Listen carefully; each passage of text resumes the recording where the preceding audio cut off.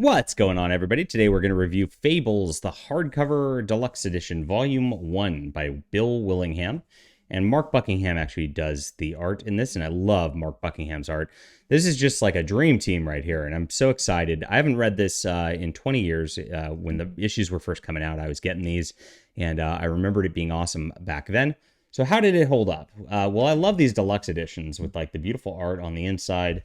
The dust jacket, it's the same on this one. Now they've the modern ones, they've actually gone to putting different art on the inside as they do from the dust jackets. Now this is the first, I think, 10 or 11 issues, maybe 11 issues of Fables, and it is just taking the old school Fables from like Snow White, the Three Little Pigs, etc., and kind of throwing them into modern New York. Pretty cool concept. And of course, they made this show Once Upon a Time that kind of did the same thing. They just, as I recall at the time, they stole Bill Willingham's concept and just kind of changed it. And there's not much you can do about it because these are public domain characters. So it kind of just sucks for him at the end of the day when you get into that. It opens up in Snow White's office. There's a murder in Fabletown here, and they're trying to figure out what's going on. Snow White's sister has been murdered, allegedly. And of course, Bigsby, the big bad wolf, has like a human form he's taken, and he is looking into things. There's a Jack of Fables from Jack and the Beanstalk, and he's one of the prime suspects, along with some others as they go about this. And it's a whodunit investigation through the entire thing. It looks like Prince Charming's kind of a bad dude in here. He's out there, manipulating different ladies and the like.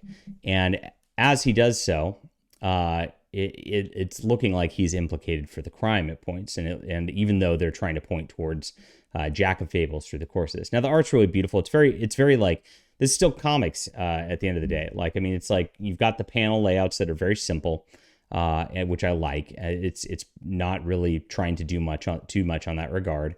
Very nice detail in the background. Very just like clean figures. All the ladies look real pretty.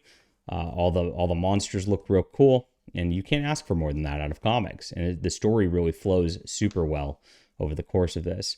Now, eventually there is a twist, and it turns out she faked her own death, and she was trying to do it to kind of like just like kind of scam a little bit.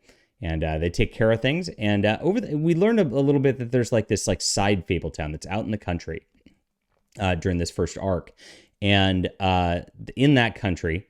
They put all the weird fables that don't have human shapes out there. So people who like look like demons or look like monsters, that's where they go to hide from the rest of humanity.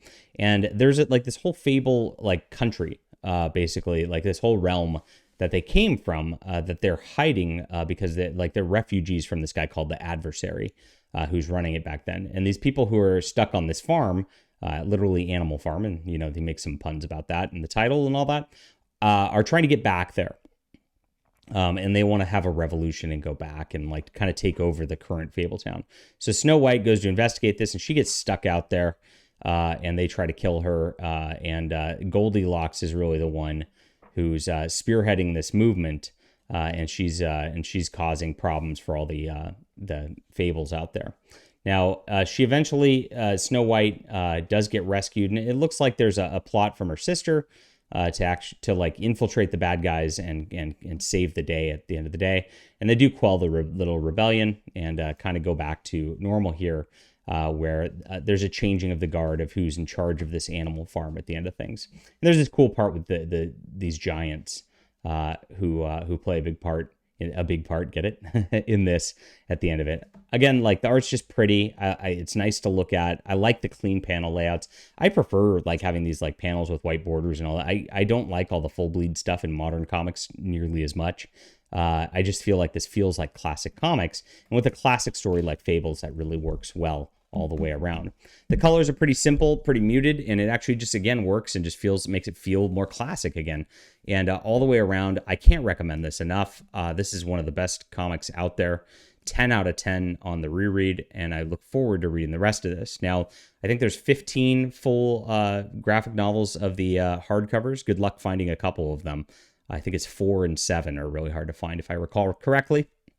But they have reprinted these in compendium format in giant, so you can get them that way as well. It's definitely worth the read. Leave a comment down below with what you think about this. Hit that like and subscribe button. We'll be back soon.